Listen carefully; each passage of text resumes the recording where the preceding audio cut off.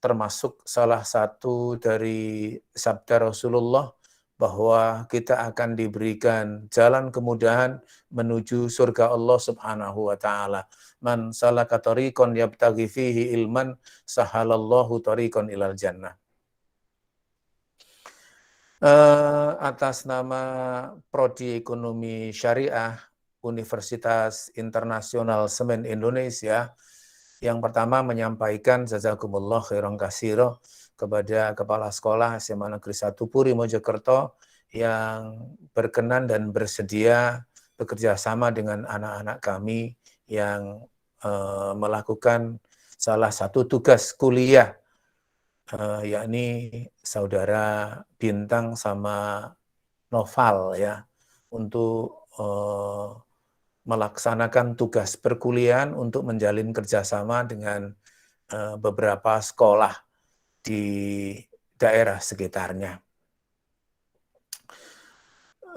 Sehingga dengan kesediaan Kepala Sekolah SMA Negeri 1 Puri Mojokerto, paling tidak memberikan kesempatan kepada mahasiswa kami untuk belajar berkomunikasi, belajar merencanakan kegiatan, belajar melaksanakan kegiatan sekaligus sebagai upaya mematangkan dirinya sebelum nanti menjadi sarjana ekonomi. Tak lupa pula kami sampaikan jazakumullah khairan katsira kepada Ustadz Ahmad Dahlan Malik yang bersedia menjadi narasumber pada kegiatan ini, yang semuanya diharapkan memberikan nilai sumbangsih kepada seluruh siswa, khususnya tentang masalah bisnis yang biasanya orang-orang itu ketika terjun dalam dunia bisnis biasanya diawali dengan keraguan, diawali dengan kekhawatiran bahwa nanti bisnisnya tidak akan berhasil, malah rugi. Boleh jadi nanti Ustadz Dahlan akan memberikan wawasan tentang itu sehingga nanti ketika melakukan perencanaan bisnis tidak mengalami keraguan dan bisa mantap. Tentu saja semuanya nanti dengan berharap pertolongan dari Allah Subhanahu wa taala. Atas nama keluarga besar Ekonomi Syariah pula, manakala dalam penyelenggaraan ini termasuk anak-anak kami terdapat hal-hal yang tidak berkenan, kami atas nama keluarga besar Ekonomi Syariah Universitas Internasional Semen Indonesia memohon maaf yang sebesar-besarnya. Akhirnya hadanallahu wa iyyakum ajmain. Wassalamualaikum warahmatullahi wabarakatuh. Bertepatan dengan takholiknya 3 poin, kami persilakan selaku panitia untuk memberikan sambutan. Untuk waktu yang tepat kami persilakan.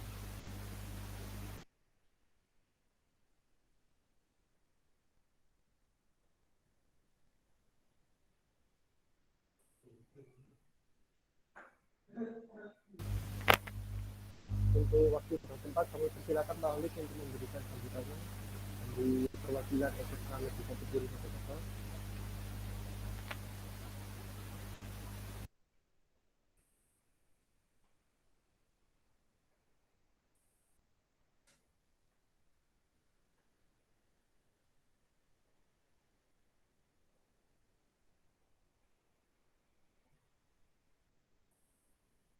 Suaranya agak jauh Bintang ya, agak jauh tadi suaranya. Coba diulangi lagi. Baik, untuk Bapak Holik Ya. bisa memberikan sambutan sebagai perwakilan dari SMA Negeri 1 Puri Mojokerto. Untuk waktunya kami persilakan. Ya.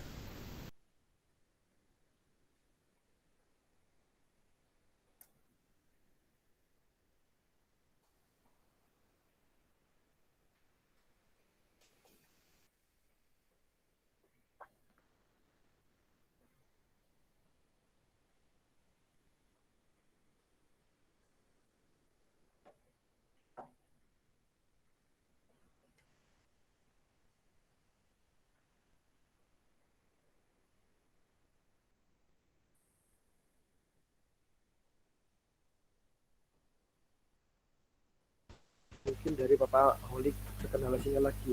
Kita masuk ke acara berikutnya.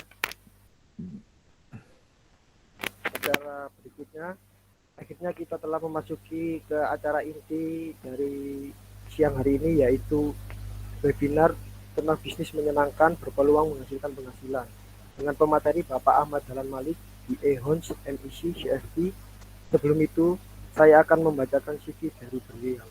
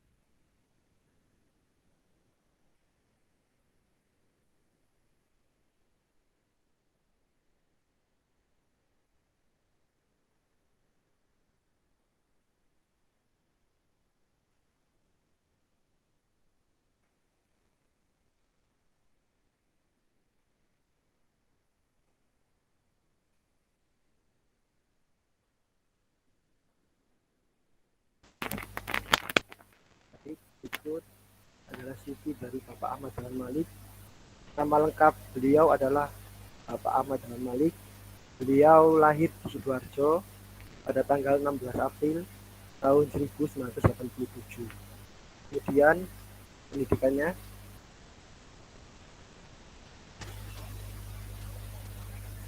beliau mengenyam pendidikan SD di SD Muhammadiyah 1 Sidoarjo, kemudian mengenyam pendidikan SMP di SMP Negeri 5 Sidoarjo, kemudian SMA Pondok Modern Gontor di Ponorogo, kemudian pelatihan guru di Pondok Modern Gontor Ponorogo, kemudian S1 di Staffordshire University in Malaysia, kemudian internship-nya di Victor Group.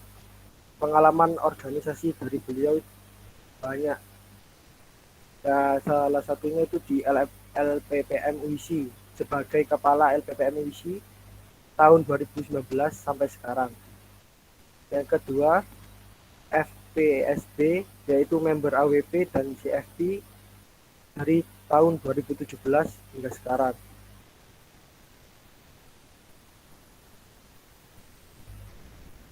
Kemudian KML, yaitu kursus mahir lanjutan pramuka tahun 2006. Ada lagi ketua voli klub tahun 2005 sampai 2006, yaitu Safari. Pengalaman kerja beliau menjadi kepala LPPM di Universitas Internasional Semen Indonesia untuk waktunya 15 Oktober 2019 sampai sekarang. Ada lagi menjadi dosen di Universitas Internasional Semen Indonesia pada tanggal 15 Oktober 2015 sampai dengan 15 Oktober 2016. Kemudian beliau juga banyak mengalami penelitian.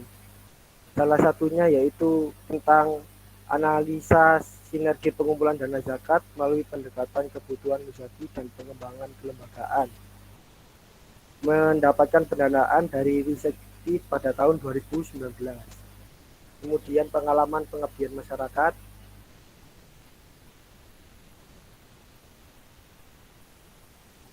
Yang pertama, pelatihan fikih itikat di masa pandemi.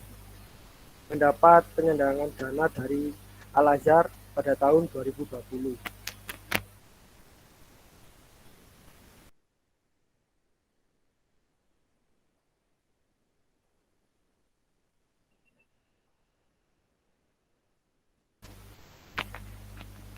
Berikut tadi CV dari Bapak Ahmad Dhalin Malik, BA Hons, MEC, CFP. Untuk saran selanjutnya yaitu penyampaian materi.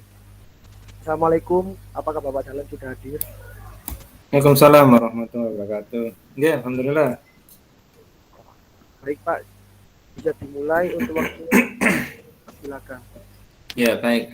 Sebelumnya, Assalamualaikum warahmatullahi wabarakatuh. Waalaikumsalam warahmatullahi wabarakatuh. Al-Mukarram yang saya hormati, di sini adalah Bapak Kepala Departemen ataupun juga Program Studi Ekonomi Syariah Universitas Pendidikan Indonesia, Al-Hajj Bapak Muhammad Asyad, MAG, dan juga di sini juga ada Bapak Kepala Sekolah dan mewakili Bapak Khalid, kemudian juga teman-teman panitia yang saya cintai serta para peserta hadirin yang insyaallah di sini semuanya diberikan oleh Allah semua kesehatan, kekuatan, keselamatan dan lindungan Allah SWT. Amin. Ya, alhamdulillah pada kesempatan yang saya ini walaupun siang tapi dalam kondisi yang dingin karena di Gresik sudah hujan barusan. Alhamdulillah. Biasanya kalau pukul sekian itu sudah ngantuk-ngantuknya karena panas ya. Kalau sekarang mungkin ngantuk karena dingin seperti itu. Ya, ini mungkin untuk sharingnya karena topiknya juga kita ada terkait hal yang fun, yang menyenangkan. Mungkin di sini karena masih online, mungkin bisa disambi dengan minumannya hangat, biar nanti kita bisa mendapatkan materi atau kita saling sharing keilmuannya itu bisa mungkin sambil kehangatan itu bisa kita terima dengan baik dan insya Allah untuk keberkahan bersama. Langsung saja agar kita bisa memanfaatkan waktunya dengan seksama. Mohon izin untuk menampilkan materi dulu, nggih. Alhamdulillah di sini.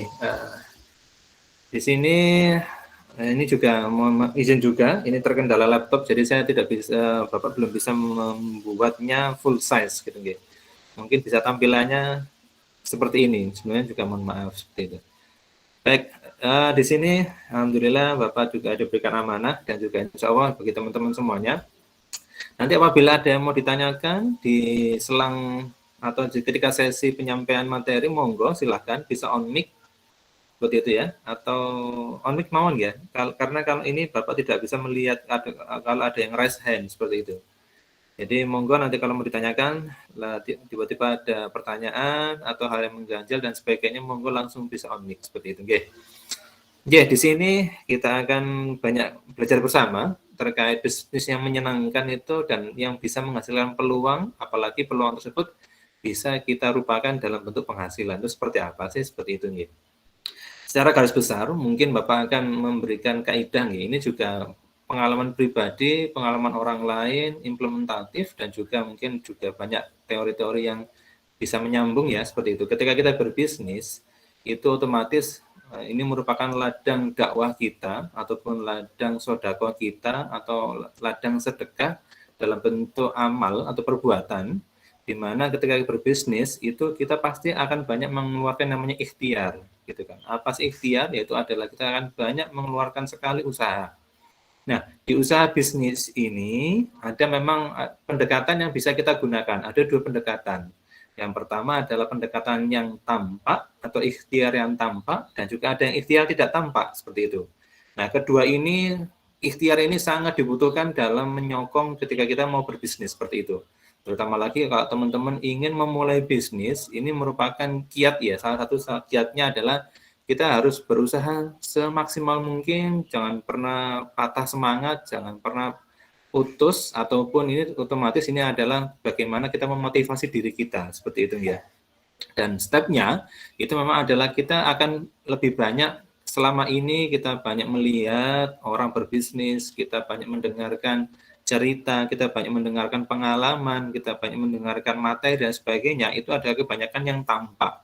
Sebagian besar kalau teman-teman mempunyai kolega, mempunyai partner, atau mempunyai orang ataupun bahkan idola, para pengusaha, gitu ya, nah, itu baik yang muslim maupun non-muslim, selama ini yang diberikan atau di-share informasinya adalah ikhtiar mereka yang tampak, seperti itu ya. Apalagi kalau mereka sudah dalam kondisi sukses ya, suksesnya duniawi, sudah punya kendaraan mewah, banyak, kemudian aset-asetnya juga banyak. Apalagi kalau rumah mewah dan megah dan seperti itu merupakan dampak dari usaha yang tampak seperti itu. Sebenarnya ada usaha yang tidak tampak seperti itu. Nanti kita akan bahas satu persatu. Nah, kita masuk dulu ke usaha tampak gitu ya. Ketika kita bicara usaha yang tampak, otomatis kita akan bicara namanya proses usaha, gitu kan. Sebelum usaha, otomatis kita tidak semerta-merta, dan ini juga harus berhati-hati ya, karena banyak sekali doktrin ataupun kata-kata yang bisa terkadang ini nanti membuat kita itu jatuh dan tidak bangun. Nah, ada kadang-kadang ada yang banyak menggunakan istilah atau kata entah itu bisa dibilang kata mutiara, tapi itu bisa kita terima kata mutiaranya kalau kata mutiara itu bisa kita serap dengan baik dan benar. Kadang banyak orang bicara kan, sudah bisnis itu enggak usah banyak pikir, kerjakan saja, seperti itu kan. Nah, itu kan banyak sekali kalau kita sering mendengarnya seperti itu kan. Sudah enggak usah banyak pikir, langsung kerjakan action seperti itu. Kalau ada resiko sudah pikir belakang gitu kan. Nah, ini sebenarnya kata mutiara. Ketika kalau kita bisa mengambil intisarinya dengan baik dan benar. Nah, di mana kata mutiara ini action bagi teman-teman yang sudah mempunyai proses usaha ini yang lengkap seperti itu. Proses usaha seperti apa? Yang pertama, sebelum berbisnis kita sudah harus merencanakan gitu kan. Bagaimana sih merencanakan bisnis? Nah, ini Bapak pendekatan yang untuk teman-teman milenial seperti itu ya. Perencanaan bisnis ini kita buat yang fun seperti itu. Kalau kita Bapak menganalogikan atau mengkiaskan seperti ini. Biasanya anak-anak SMA, SMP, momoknya mata pelajaran adalah matematika gitu kan ya. Itu mungkin semoga sekarang tidak ya, karena sekarang matematika juga sekarang dibikin fun seperti itu, atau yang menyenangkan, happy dan enjoy seperti itu ya. Kalau dulu dari zamannya Bapak, zamannya sebelum Bapak dan mungkin orang-orang terdahulu, yang namanya matematika itu pasti momok gitu kan. Momok itu mata pelajaran yang tidak disukai. Kenapa? Karena ketika kita sudah membaca ataupun ketika kita sudah dihadapkan dengan tulisan matematika, itu di otak kita terpikir, wah ini pasti sulit, wah ini pasti menyusahkan, wah ini pasti hal-hal yang negatif yang pasti akan masuk ke dalam otak kita. Sehingga apa? Itu akan menstimulus apa yang kita pikirkan, apa yang kita bayangkan, itu akan menstimulus action kegiatan kita atau menstimulus badan kita. Alhasil apa? Ketika kita diajari oleh guru, itu akan sangat sulit sekali menangkapnya. Karena kenapa? Karena sudah didoktrin di kepala kita bahwa matematika itu susah gitu. Coba sekarang kita rubah mindset-nya gitu kan. Matematika itu fun, matematika itu enjoy. Kayak teman-teman ini SMA ya. Kadang kalau kita bicara kimia,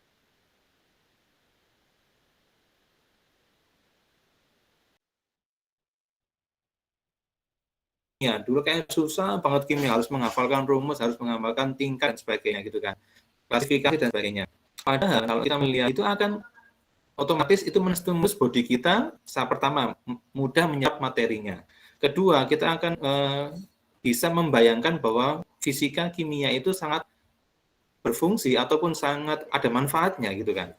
Sama halnya berbisnis gitu. Ketika teman-teman ketika sudah di otaknya berbisnis itu sulit gitu, takut nanti rugi, nanti takut dan sebagainya, hal-hal yang negatif-negatif itu akhirnya menstimulus kita, terutama mulai badan sampai daripada semangatnya itu akan down.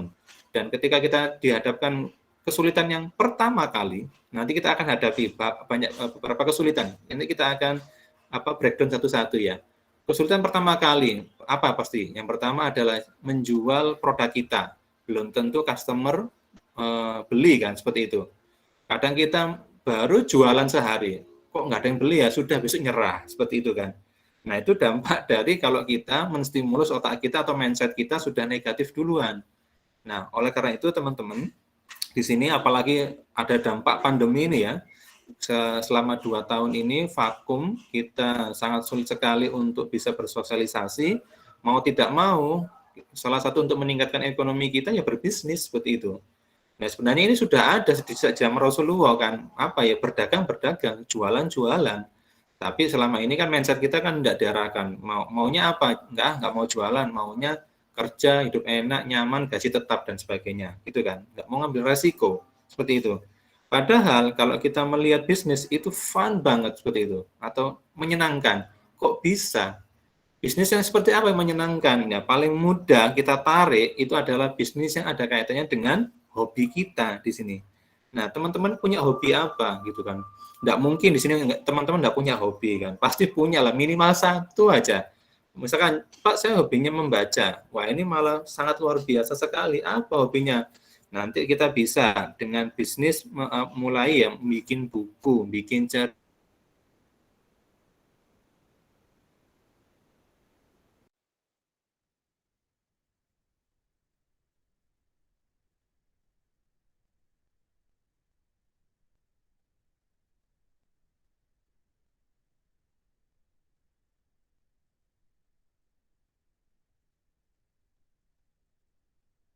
membaca itu ya, baca buku. Dari membaca kita beri action apa? Yaitu kita bisa membuat buku seperti itu. Ini baru bisnis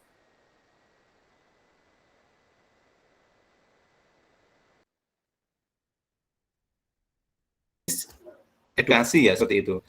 Ada banyak lagi bisnis-bisnis yang lainnya sesuai dengan hobi gunakan Pak bersepeda. Pasti kalau bersepeda itu kan punya namanya klub ya. Ataupun ada perkumpulan sepeda. Kalau di Gresik itu kan ada perkumpulan sepeda antik gitu. Atau sepeda atau istilahnya sepeda kebo gitu ya.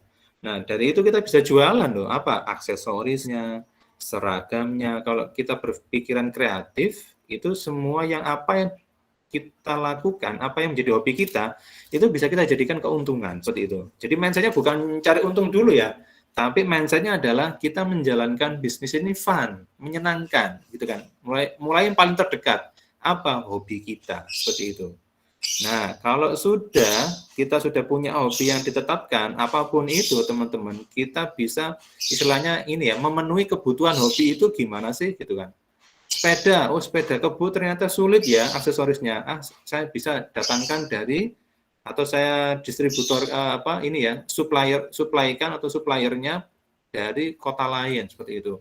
Nanti saya berikan promo kepada kelompok ataupun perkumpulan sepeda kebo misalkan seperti itu. Nah, otomatis mereka pasti akan beli. Kenapa? Daripada mereka jauh-jauh keluar kota, kita sudah menyiapkan. Nah, ini kan merupakan kelebihan ya. Salah satu kita merencanakan bisnis yang baik seperti itu. Jadi tadi ya, kata mutiara tadi, action itu ketika kita sudah punya perencanaan bisnis yang baik. Dengan cara apa? Yang kedua, kita harus punya riset. Nah, apa yang perlu kita riset? Nah, yang perlu kita riset adalah pertama pasar. Nah, kalau dari hobi tadi, pasarnya ini kira-kira tadi ya, mungkin sebagai contoh, sepeda kebo. Kira-kira di Gresik ini peminatnya banyak apa enggak ya gitu ya. Kemudian kira-kira apa ya yang diperlukan oleh perkumpulan sepeda kebo? Apakah aksesorisnya? Apakah mungkin stiker gitu kan? Atau mungkin butuh yang lainnya gitu kan? Aksesoris yang lainnya, apakah itu tempat minum, apakah itu seragam dan sebagainya. Nah, itu kita riset seperti itu kan. Kita sangat perlu riset pasar, terutama pasar ya. Pasarnya itu harus kita riset, ini peminatnya banyak atau sedikit, gitu kan. Nah, cara paling mudah untuk meriset, sekarang sudah banyak sekali tools ataupun alat-alat yang membantu kita untuk memudahkan riset. Paling gampang kita cari di lembah Google, gitu kan. Teman-teman pasti kan rujukannya di lembah Google. Kita bisa menggunakan alat yang namanya Google Trends. Nah, ini di paling posisi kiri atas ya. Itu ada Google Trend nih. Teman-teman cari kata kuncinya apa. Kita klik aja misalkan sepeda kebo gitu kan atau sepeda antik gitu. Nanti akan keluar trennya di sana. Nanti banyak sekali statistiknya ya. Nanti teman-teman tinggal milih mau area mana, area Pulau Jawa atau Pulau Sumatera atau luar negeri pun bisa, seperti itu. Jadi Google itu sudah membantu kita memberikan riset pasar ya, walaupun secara global. Nah, ini tinggal kita spesifiknya. Kita kalau mau spesifik, misalkan Mas saya mau kota gitu. Di Google Trend ada enggak? Ada pilihannya. Nanti tinggal diketik aja mau kota mana. Nanti tinggal dilihat. Kira-kira banyak enggak ya atau sedikit. Kalau enggak muncul Google Trend, maka kita bisa menggunakan agak yang namanya konvensional. Yaitu dengan cara apa? Mungkin kita mendatangi perkumpulan, misalkan seperti itu. Ada enggak?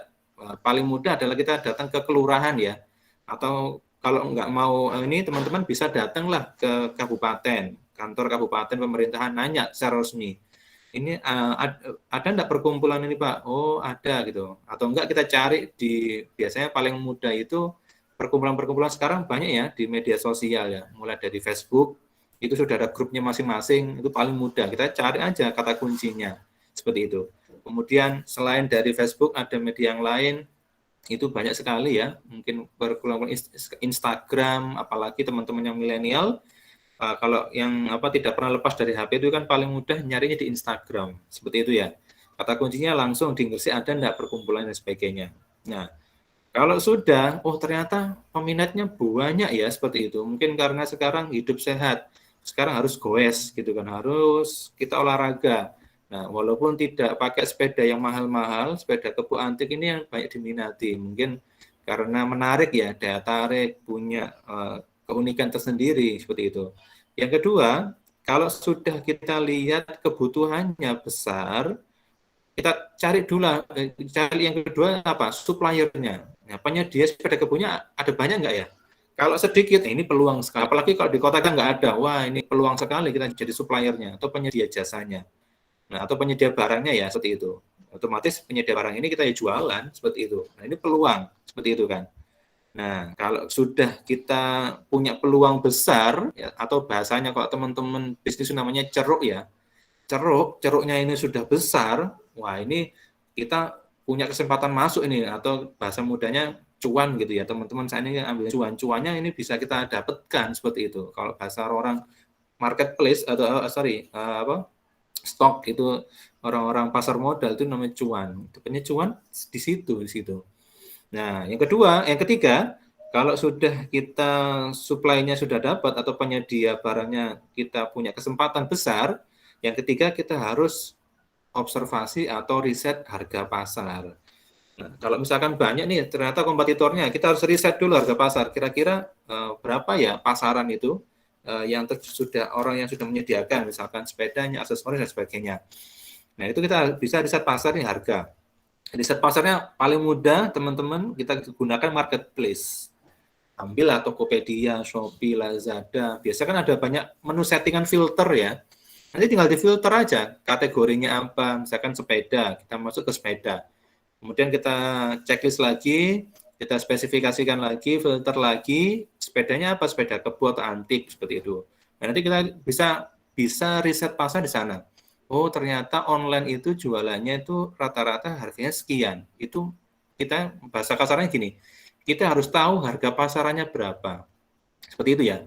Nah, kalau kita sudah dapat harga pasarannya berapa, kita kulaannya berapa, kita akan nanti bisa menentukan keuntungan kita berapa sih, seperti itu. Nah, itu teman-teman nanti lihat sendiri. Nanti bicara keuntungan, itu macam-macam ya.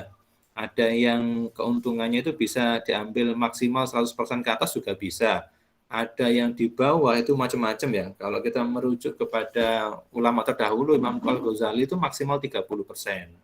Ada yang diikhtiar atau dikiaskan dengan zakat itu ada yang 10%, ada 5%, macam-macam ya, tergantung jenis barangnya. Kalau misalnya kuliner itu biasanya ya maksimal 30 seperti itu, karena kita nggak bisa jual mahal gitu. Kalau jual mahal ya jarang sekali ya mayoritas penduduk Indonesia ini mau beli, kecuali orang-orang yang punya ekonomi menengah ke atas seperti itu ya. Itu. Nah, kalau kita mau menyasar targetnya pembelinya banyak, ya otomatis kita melihat margin keuntungan kita mau menentukan berapa, seperti itu kan. Nah, itu baru kita mau menentukan harga pasar. Kalau sudah, otomatis kita sudah ketahuan nih, sudah pembelinya banyak, kita jualannya itu istilahnya tidak, kalau bisa, jangan di atas harga pasar. Minimal sesuai dengan harga pasar, ataupun di bawahnya. Kalau mau mencari pembeli banyak, volume banyak, itu di bawah harga pasar. Tapi tidak merusak harga pasar ya, seperti itu. Paling mudah teman-teman kalau teman-teman anak muda ini yang suka TikTokan gitu kan, kalau cari beli biasanya paling tren ya, atau FYP. Ya ini FYP kalau di TikTok itu kalau mau beli kendaraan itu pasti di bank siapa namanya Bapak lupa. Bank siapa itu ya di mana daerah Pasuruan ke sana itu ada. Dia terkenal di sana. Dia jual sepeda motor second ya, kendaraan second itu ngambil keuntungannya nggak tinggi. Cuma kalau Bapak analisa itu paling maksimal dia 30 ataupun nggak 35% seperti itu. Tujuannya tadi dia nyari volume aja. Dia tidak mau tidak mencari ini ya, tidak mencari keuntungan besar gitu kan. Padahal harga pasarnya itu bisa sampai hampir 100%. Jual second aja loh, hampir 100%. Gitu. Dengan perawatan ya otomatis ya, seperti itu. Nah, itu riset. Nah, kalau sudah riset kita matang, baru kita launching bisnisnya. Seperti itu. Maka tadi, kata Mutiara tadi, langsung action. Itu betul. Tapi kalau kita nggak riset, ya wassalam. Sama halnya kalau kita, hampir mirip kayak berjudi ya. Kita nggak tahu pasar, nggak tahu apa-apa, tiba-tiba launching, ikut harga pasar. Kita nggak bisa menentukan keuntungan berapa dan sebagainya. Akhirnya ya yang ketemu rugi tadi kan. Kalau sudah rugi, ya ini yang terjadi. Nah, kalau tipenya atau mentalnya adalah mental tempe, ya sudah, habis besoknya sudah nggak mau bisnis lagi, wah kapok. Mungkin bahasanya seperti itu ya. Kapok, nggak mau bisnis lagi, ternyata bisnis itu nggak menyenangkan gitu kan. Nah, itu yang terjadi.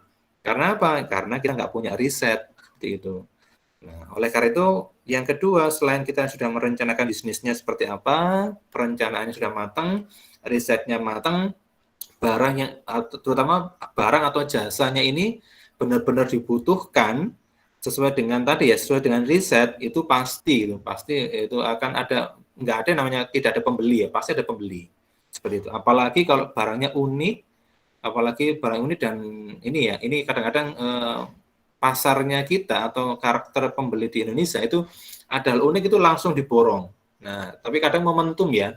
Momentum itu ada momennya, kadang-kadang naik, habis itu bosen, habis itu sudah laku.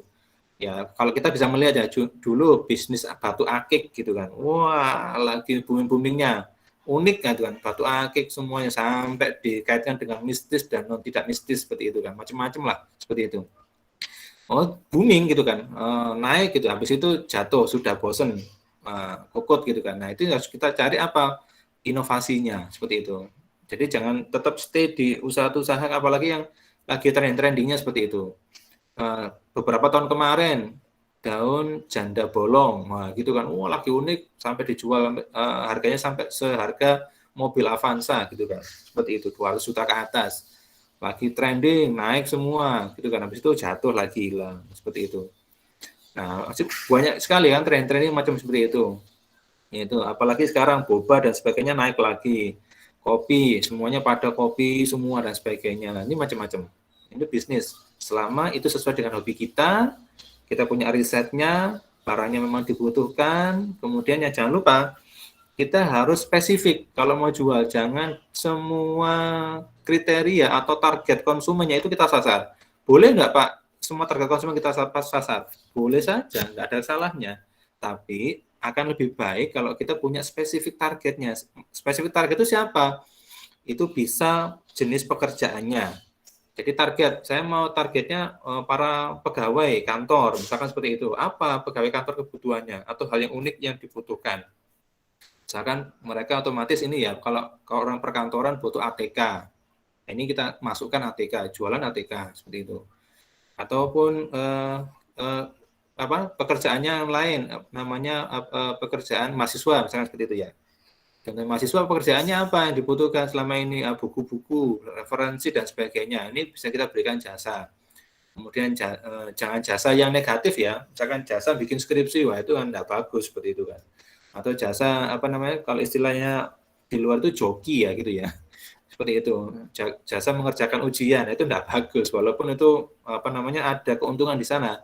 Cuma kita nggak bagus. Kenapa? Itu tidak akan bertahan lama seperti itu. Dan kita akan mencari yang berkah dan juga fun, menyenangkan, dan itu juga akan menjadi keberkahan semua. Bukan hanya diri kita, keluarga kita, bahkan nanti juga menjadi investasi ke depan kita, seperti itu kan. Nah, ini jelas target konsumennya. Target konsumennya juga bisa dilihat dari jenis umur ya, ataupun gender, atau jenis kelamin. Maunya saya umurnya, ini saya mau jualan barang, ini misalkan untuk balita, bayi di atas 5 tahun gitu kan. Apa yang dibutuhkan balita? Biasanya baju-baju seperti itu kan. Nah, baju-baju yang dulu kan pasti ya pasti baju itu yang namanya balita itu pasti dibutuhkan. Apalagi kita harus bisa menyesuaikan dengan apa ya style-stylenya gitu kan. Jadi stylenya itu dulu macam-macam, ada yang kayak jeans, ada yang kayak baju langsung terusan dan macam-macam. Sekarang ada tempat training dan sebagainya, itu macam-macam. Kita bisa update ya, menyesuaikan dengan apa ya style atau kebutuhan target kita seperti itu. Oh sekarang batitanya itu orang tuanya itu sukanya bajunya seperti ini tipenya, itu perlu riset juga gitu kan.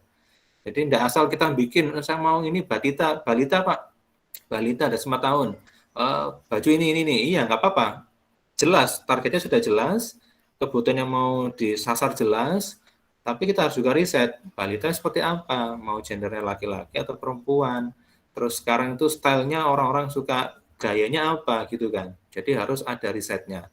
Paling mudah riset aja ke keluarga terdekat gitu kan, yang punya balita.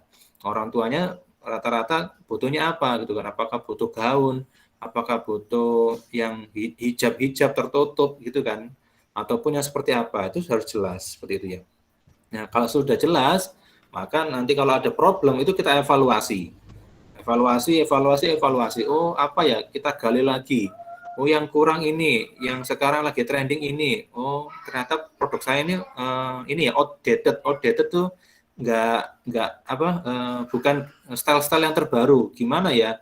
Nah ini mungkin dikasih promo, kasih teknik promosi, kasih teknik bagaimana cara jualan ya. Jualan sekarang macam-macam. Sekarang lebih banyak. Nanti ada trik-triknya. Kalau teman-teman menggunakan algoritma TikTok itu ada macam-macam. Jadi kalau di TikTok tuh nggak joget-joget aja, tapi kita bisa jualan loh. Ada trik-triknya gitu kan. Terus kata-kata yang digunakan itu seperti apa itu ada seperti itu. Jadi kayak kita menyihir apa namanya itu pembeli ya, biar itu tertarik seperti itu. Tapi dengan cara tidak membohongi.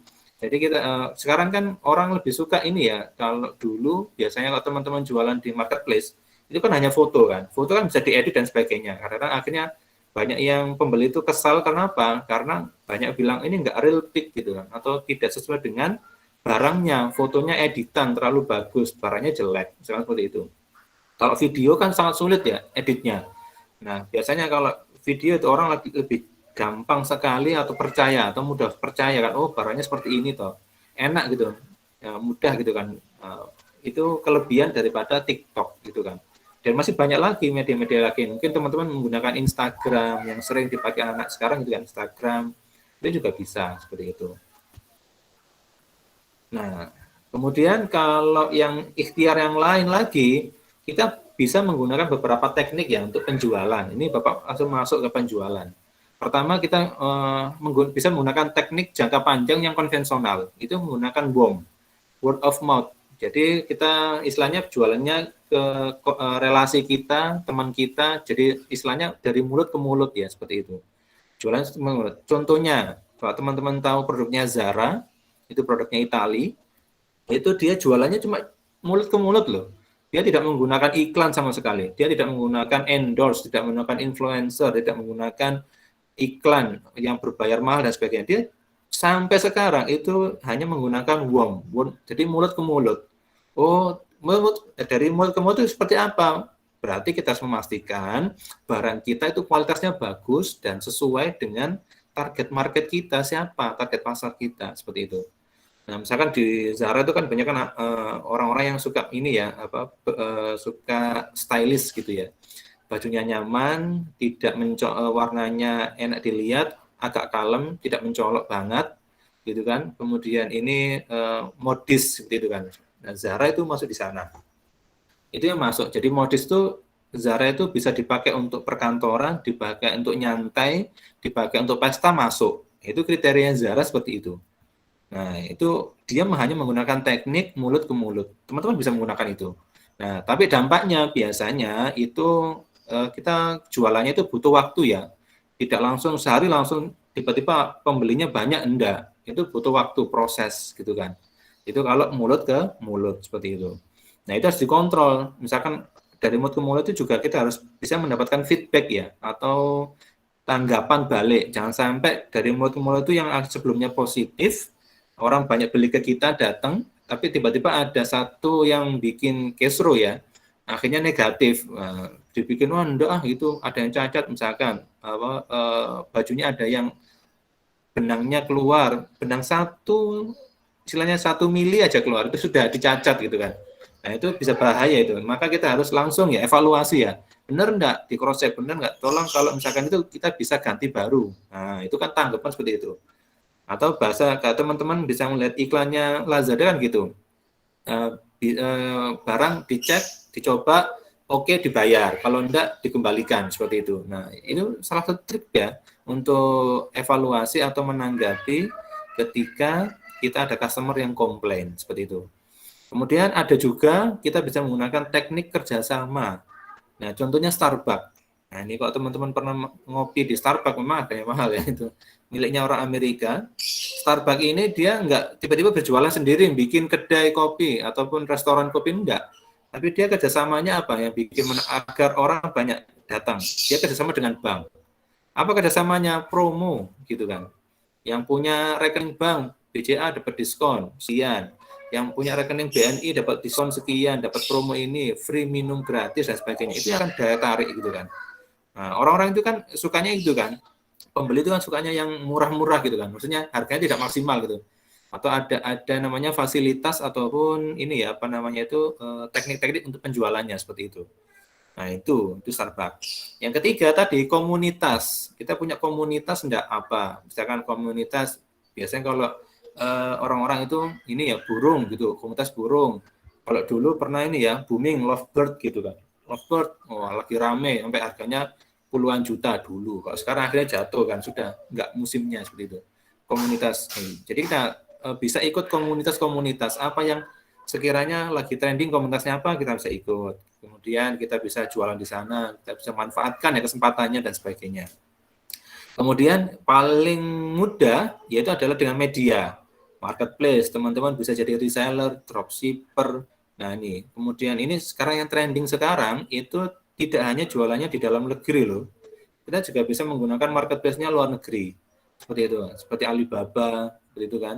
Kemudian kalau teman-teman punya PayPal aja, teman-teman bisa pakai marketplace-nya luar negeri. Itu malah jualannya lebih tinggi ya, atau keuntungan kita peroleh tinggi. Kenapa ya? Karena kita keuntungannya bukan rupiah, dapatnya dolar, seperti itu. Bayangkan $1 sekarang hampir lebih 14.000 atau hampir 15.000 ya. Kalau teman-teman dapat keuntung $50 aja sudah kelihatan, kalikan berapa. Itu kalau misalkan harga produknya $50. Nah, seperti itu ya. Sekarang marketplace-nya sekarang berkembang sekali, seperti itu. Jadi teman-teman harus bisa update seperti itu. Jadi kita jangan cuma diem saja, tapi ada action gitu ya. Medsos gitu. Nah, hati-hati. Nanti Bapak akan berikan teknik ya jualan. Jangan jualan hard selling. Hard selling itu jualan grup ini tiba-tiba langsung dikirimi foto produk ya, tiba-tiba nanti kita di-ban ya, atau dikeluarkan, ditendang dari grup, seperti itu kan.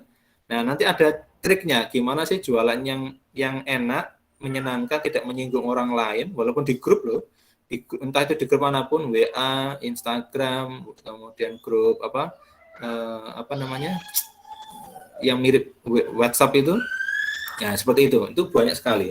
Ada trik, ada tipsnya seperti itu. Apalagi kalau teman-teman punya akun YouTube, bisa dimanfaatkan selain jadi YouTuber, juga jadi iklan, seperti itu kan. Sekarang banyak ya, kayak tutorial make up, kemudian tutorial bikin hijab, tutorial dan sebagainya. Itu selain kita jual produk kita sendiri, atau kita jual produk orang lain, kita juga dapat dapat income, pendapatan daripada viewer dan subscribe-nya dari YouTube atau jadi YouTubernya. Malah dapat 2 kali gitu kan. Satu dapat keuntungan jual produknya, satu juga dapat sebagai influencer ya, seperti itu di YouTube. TikTok demikian. Nah, ada teknik yang lain kalau resmi menggunakan email. Jadi kalau teman-teman yang terutama jasa ini ya, biasanya nyasarnya ke lembaga-lembaga resmi dengan cara email jualan. SEO itu ada tekniknya juga sama, menggunakan website juga bisa. Ada menggunakan iklan gratis, berbayar dan sebagainya, ada bisa. Yang paling konvensional itu stiker ya. Nah, contoh biasanya apa Pak Stiker Pak? Coba lihat yang Grab atau orang yang biasanya kendaraannya itu setiap hari keluar berapa kilometer, itu biasanya di kaca belakangnya itu ada stiker ya. Nah itu kan iklan sebenarnya itu. Jadi mereka ada kerjasamanya berapa kilometer nanti dapat berapa keuntungan dan sebagainya. Itu ada tekniknya. Nah ini macam-macam ya. Ini ikhtiar yang tampak gitu kan. Jadi kita usaha, kalau teman-teman mau bisnisnya fun, itu ada tekniknya seperti itu. Nah ini yang Bapak tadi bilang ya. Ada juga yang bisnis itu selain tadi kita sudah merencanakan matang, risetnya, targetnya jelas, kita fokus ke produk sekarang. Nah, produk atau jasa ya. Nah, kalau teman-teman mau usahanya itu sustain atau usahanya itu berkelanjutan, nggak kayak tadi ya, kayak Lovebird lagi booming, habis itu mati. Batu akik booming, mati. Dulu ada kopi sianida karena kasus ya, kopi sianida booming, mati. Itu kan. Kemudian apalagi dulu nggak tahu sekarang trennya apalagi ya, nanti booming, mati. Nah, itu namanya bisnis jangka pendek. Kalau mau jangka panjang, cari yang produk atau jasanya itu adalah fokus problem solving. Jadi yang istilahnya produk ini adalah menyelesaikan masalah yang ada. Contoh, Bapak lihat ya. Ini kita masuk aja ya langsung di sini. Contoh ya, Facebook. Sampai sekarang kan masih ada ya survive ya. Padahal zaman dulu sebelum Facebook tuh ada. Itu Friendster ya. Kalau teman-teman tahu ada namanya Friendster itu zaman tua ya, zaman angkatan 90-an gitu, Friendster gitu ya. Kalau sekarang Facebook ya ada, sekarang malah ganti lagi Facebook nanti ganti branding ya. Jadi apa gitu, kemarin Mia atau apa lupa gitu kan. Itu. Nah, sekarang karena apa? Melihat kondisi, maunya sekarang masuk dunia maya digitalisasi seperti itu. Apa problem solvingnya Facebook? Yaitu adalah ini sebenarnya ini case-nya problemnya dari Zuckerberg ini ya. Pemilik Facebooknya itu kepingin curhat sama Pak ini. Sekarang sudah jadi istrinya ya. Si Christine ini jadi istrinya Zuckerberg. Itu dulu dia kepingin komunikasi, kepingin istilahnya chit-chat ya, ataupun istilahnya kepingin komunikasi sama pacarnya itu dulu.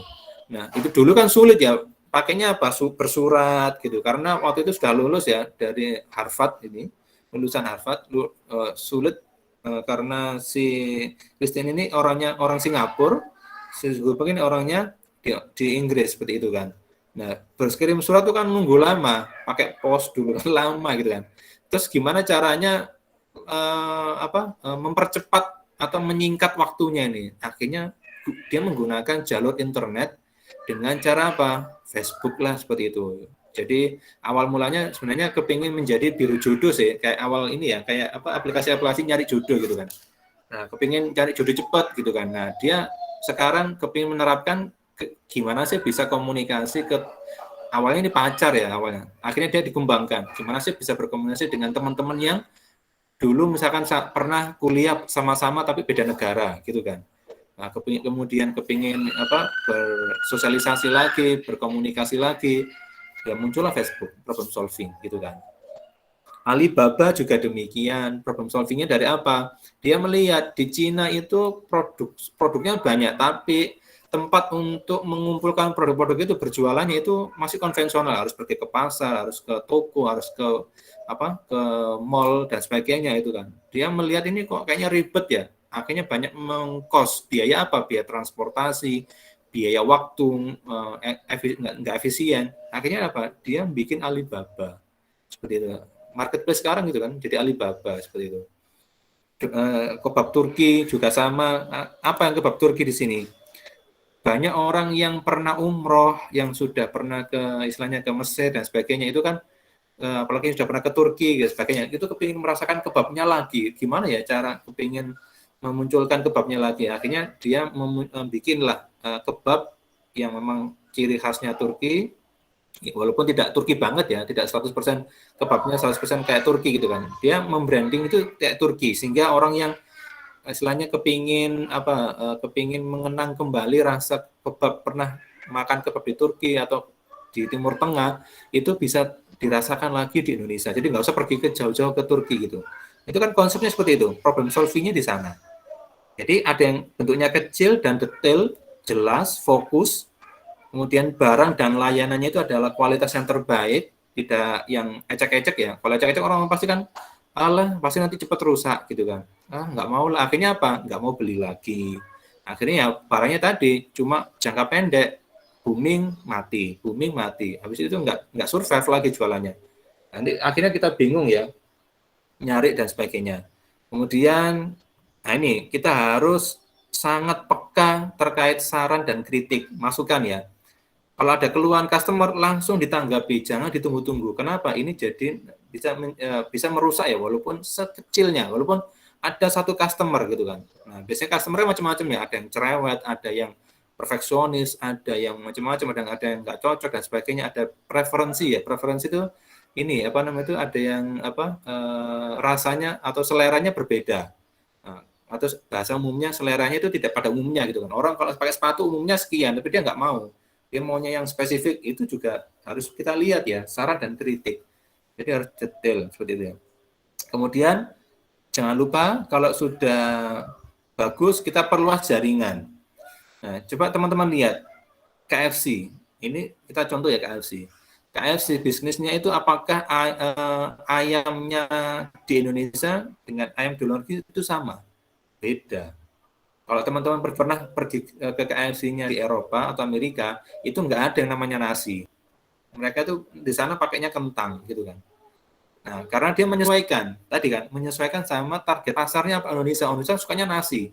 Jadi ayam harus ada nasi gitu kan. Jadi jangan kaget kalau teman-teman pergi ke KFC-nya Amerika, itu nggak ada nasi seperti itu.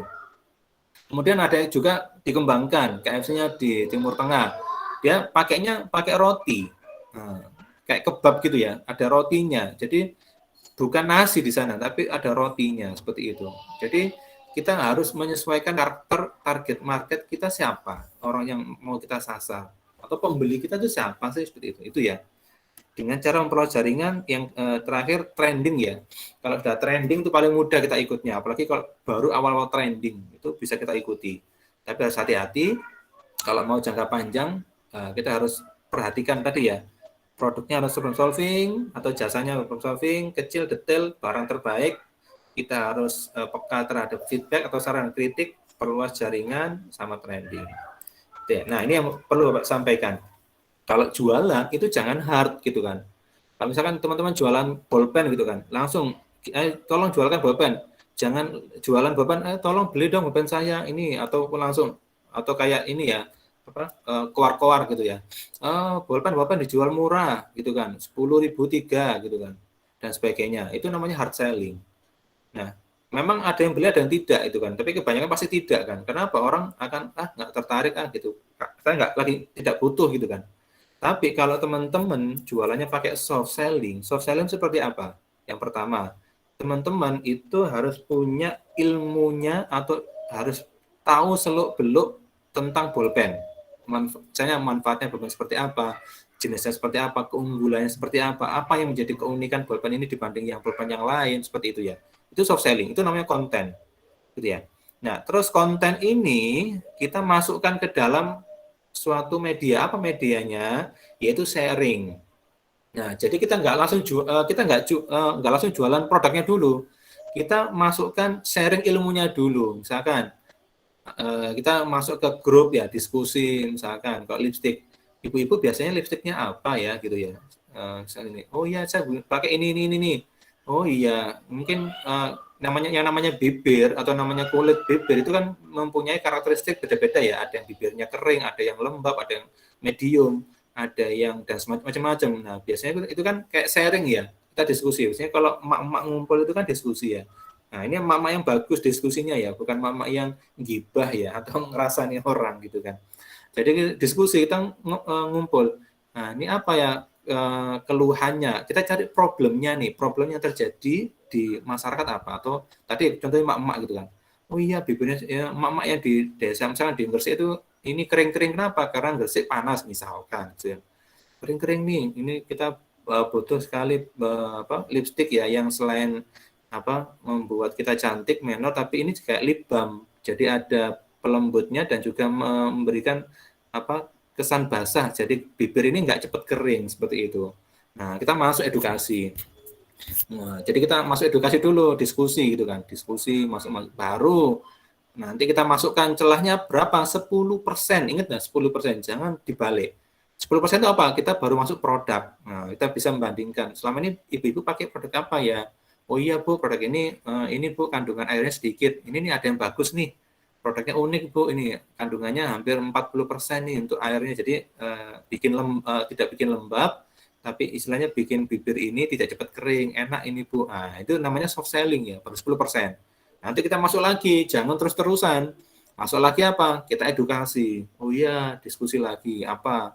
Nah, jadi kayak layang-layang ya, kita main layang-layang itu ada tarik, kita ulur. Jadi tapi jangan diulur terus, nanti kepanjangan, nanti malah putus. Maksudnya putus itu kita nggak dapat, istilahnya nggak dapat pembelinya gitu kan, keburu hilang gitu kan. Tarik lagi, ulur lagi seperti itu. Nah itu porsinya 10 banding 90. 90 itu edukasi, 10%-nya itu baru kita jualan. Itu namanya soft selling. Dengan cara apa? Ya kita banyak pertanyaan, diskusi, kemudian kita komunikasi berhubungan baik, seperti itu.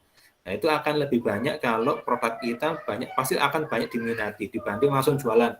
Tolong dong beli pulpen saya dong, oh tolong beli lipstick saya dong, seperti itu. Itu jarang sekali beli, apalagi ini ya diposting, misalkan di story, diposting di grup, tiba-tiba langsung diposting grup, nggak ada ngomong apa-apa, ujuk-ujuk nggak ada hujan, nggak ada badai, tiba-tiba langsung posting aja produk gitu kan. Dijual seperti itu, ya enggak laku seperti itu. Jadi kita harus ada namanya soft selling-nya seperti itu ya. Nah ini akan lebih mengena dan jangka panjang, orang akan lebih suka gitu. Oh dikenal misalkan teman-teman apa misalkan si Andi, oh ini pinter dia edukasi lipstick gitu. Nah, mungkin saya bisa konsultasi ke Andi sambil mungkin apa ya produk-produk yang bisa dia jualin ya seperti itu. Nah ini yang namanya soft selling. Nah itu baru ikhtiar yang tampak. Nah, yang tidak kalah penting, ini paling penting. Ada namanya ikhtiar tidak tampak. Yang namanya kita berbisnis, yang namanya kita berjualan, itu kita tidak terlepas yang namanya ibadah. Apa? Kalau misalnya kita tahu itu ibadah mahdo sama ghairu mahdo ya. Kalau mahdo ya apa? Perbanyak sholat atau perbanyak kita melengkapi rukun Islam kita. Apa? Syahadatnya kita perkuat gitu kan. Memang harus yakin kita berdagang itu memang karena lillahi ta'ala. Nah ini penting nih ya. Kalau berdagang itu kalau memang niatnya hanya untuk memperkaya diri, yakin Bapak, itu jangkanya pendek. Untung iya untung, tapi untungnya nggak konsisten ya. Malah kita mungkin Bapak bisa melihat banyak Bapak teman-teman ya, kolega dan sebagainya itu bilangnya gini, mereka itu berdagang tapi mengeluh gitu. Mengeluh itu apa? Kok nggak dapat untung ya, kok nggak dapat pembeli ya, seperti itu karena apa? Karena niatnya sudah salah.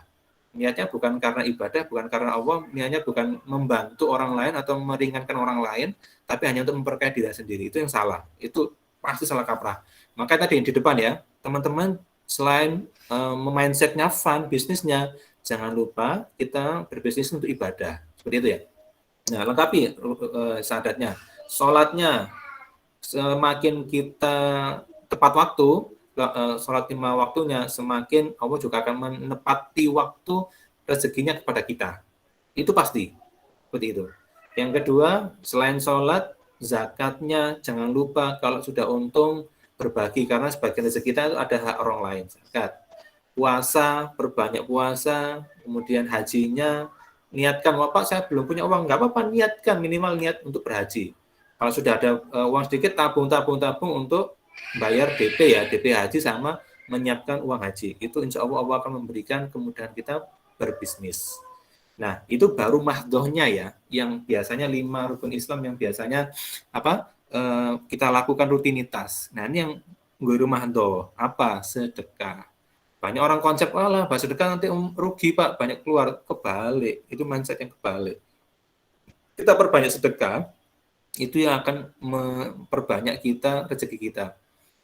Nggak usah jauh-jauh, itu Pak, teman-teman kalau pergi ke Malang ya, itu ada namanya warung, tahu nggak harga jualnya berapa? Satu piring itu 5.000. Kalau kita nalar ya, itu nggak masuk akal tuh. Pada 5.000 tuh lauknya ya normal, nasi menunya nggak kayak dikurangin, nggak normal seperti itu. Normal, menunya juga seperti biasa. Ternyata apa? Dia dengan harga tarif itu hanya ngambil untung 5%, bayang 5%. Dan mungkin 2,5%-nya dia buat sedekahnya tadi. dia memperbanyak sedekah. Sekarang apa dampaknya? Banyak kok teman-teman bisa bukti apa namanya itu digitalnya bisa. Teman-teman cari di Google aja. Warung terkenal di Malang dengan harga murah. Sampai sekarang itu dia bisa menghajikan keluarganya. Bayangkan, menghajikan keluarganya punya kendaraan sendiri dari jualan warung. Karena apa? Sedekah. Yang kedua, doa mustajabah. Nah, ini teman-teman harus cari nih kapan waktu doa-doa mustajabah. Kapan? Biasanya kita sholat tahajud nih tengah malam nih, gitu kan. Doa-doa mustajabah di tengah sepertiga malam ya, sepertiga malam. Kapan sepertiga malam? Ya rentangnya jam 2 sampai sebelum jam 4 ya. Sekarang subuh kan jam 4 kurang ya seperti itu. Nah, ini itu tahajud itu. Perbanyak seperti itu. Jadi kita bahasanya gini ya, hard working iya, ibadah hard worship juga iya. Jadi kerja keras iya, ibadah keras iya. Seperti itu. Itu akan istilahnya ini berdampak ya. Kalau kita ibadahnya keras, otomatis Allah akan memberikan rezeki yang keras pada kita. Itu pasti itu. Itu sudah janji Allah. Allah tidak akan pernah mengingkari janjinya seperti itu. Yang keempat, nah ini mumpung kita punya orang tua, berbaktilah pada orang tua. Senangkan hati orang tua. Jangan bikin ini ya, bikin keluh kesah, jangan bikin ngambek orang tua. Itu juga akan menghambat rezeki kita. Jadi orang tua itu kasih kebahagiaan. Entah itu walaupun diajak jalan-jalan, walaupun diajak diskusi, walaupun diajak misalnya ngopi bareng. Kalau orang tua ngopi misalkan sudah punya asam lambung ya ganti jangan ngopi lah. Misalnya ngeteh bareng gitu kan. Ngeteh bareng itu kan lumayan, itu menyenangkan gitu kan, harmonisasi seperti itu ya. Itu akan memudahkan kita rezeki. Atau bisnisnya pasti mudah, pasti itu yakin gitu. Dan yang terakhir silaturahim. Perbanyak silaturahim itu jangan hanya silaturahim ketika lagi butuh. Nah, ini yang salah kaprah ya. Wah, lagi butuh utang, lagi susah baru silaturahim. Tidak. Padahal kapanpun kondisinya kalau bisa ya silaturahim. Tujuannya apa? Disinilah kalau kita mengaitkan dengan ilmu energi ya. Sebenarnya energi positif lah ini yang berbagi. Ya, ketika energi positif itu otomatis rezeki juga akan menjadi positif seperti itu. Nah, ini kalau kita mengkaitkan dengan ini ya, keilmuan energi ya. Jadi silaturahim itu bukan hanya kenalan, datang, enggak. Tapi disitulah kita berbagi kebahagiaan, berbagi berita baik. Jangan cuma yang mengeluh-ngeluh, ketika silaturahim. Nah, ini yang perlu diperbaiki ya, seperti itu. Nah, ini yang konten penting ketika kita namanya ikhtiar tidak tampak ini. Ini akan menunjang bisnis kita jangka panjang, plus tidak hanya kita dapat kenikmatan rezeki di dunia, plus kita juga pasti akan mendapatkan namanya keberkahan dan juga rezeki di akhirat. Seperti itu. Apa rezeki di akhirat? Ya otomatis timbangan amal buku kita sebelah kanan itu akan lebih berat daripada yang kiri. Seperti itu ya. Kemudian ada teknik-teknik yang lain ketika teman-teman itu sudah proses bisnisnya sudah jalan, sudah besar, yang paling penting apa? Jangan lupa kerjasama dengan lembaga keuangan. Gitu ya. Lembaga keuangan macam-macam. Sekarang ada bank syariah yang lebih syar'i ya. Banyak seperti itu. Apa? Karena bank ini butuh untuk menyalurkan uang gitu kan. Nah, ini peluang kita untuk memanfaatkan. Tapi ingat hati-hati ketika kita sudah diberikan kesempatan untuk mendapatkan pendanaan, pembiayaan dari bank, nah, itu juga harus amanah ya. Jangan tiba-tiba dapat 1 miliar untuk bisnis. Nah, ini harus direncanakan dengan baik. Jangan sampai dapat 1 miliar tiba-tiba udah beli alat, beli ini segala macam. Karena kita nggak punya riset, nggak diperencanakan dengan baik. Tiba-tiba ditagih. Gimana bisnisnya sudah lancar belum? Gitu. Ayo silakan dibayar tagihannya atau dikembalikan 1 miliarnya lagi itu kan. Nah, itu kita gelabakan, wah sudah ini bisnisnya kita belum jalan dan sebagainya. Kenapa? Ya tadi karena kita tidak merencanakan dengan baik, hati-hati seperti itu ya. Apalagi yang kondisi ini pinjol ya, hati-hati nih pinjol, apalagi yang marketplace yang menyediakan pay later gitu ya, bayar nanti kayak Shopee Pay Later, Tokped Later dan sebagainya atau Lazada Later misalkan kalau ada ya. Itu hati-hati ya, itu sebenarnya kan kredit ya, cicilan. Nah, akhirnya itu bukannya malah mendukung bisnis kita, malah hati-hati juga. Kita kalau nggak siap bisnisnya, itu malah bangkrut juga, malah tekanan materi, juga tekanan psikis ya, seperti itu. Nggak sedikit orang yang kena pinjol itu ada yang bunuh diri dan segala macam. Jadi hati-hati. Nah, intinya jadikan bisnis ini kita harus menyiapkan diri. Jadi jangan asal terjun, siapkan dulu gitu kan. Kalau teman-teman pernah membaca ceritanya Gatot Kaca, itu kan enggak tiba-tiba langsung jadi Gatot Kaca gitu. Dia ditempuh itu. Jadi Gunung Kawah Chandra di Muko. Wah, bahasanya seperti itu ya. Itu istilahnya itu persiapan yang matang. Bahkan Gatot Kaca mau jadi pahlawan yang ototnya itu seperti otot tulangnya itu seperti baja, ototnya seperti besi yang tak terkalahkan, itu pun persiapan, butuh persiapan matang dan sebagainya. Nah, jadi bisnis kita siapkan matang-matang, kita bikin itu enjoy, mindset kita jangan bikin negatif, positif, kita berlingkungan, bersilaturahim, berkomunikasi, berkelompok dengan orang-orang positif, dan ingat kita ikhtiar yang tampak dan juga ikhtiar yang tidak tampak, seperti itu ya. Itu yang mungkin saya sampaikan, kurang lebihnya mohon maaf. Mungkin ada yang mau bertanya, monggo kita masuk ke sesi tanya jawab aja. Begitu ya, panitia, bintang ya.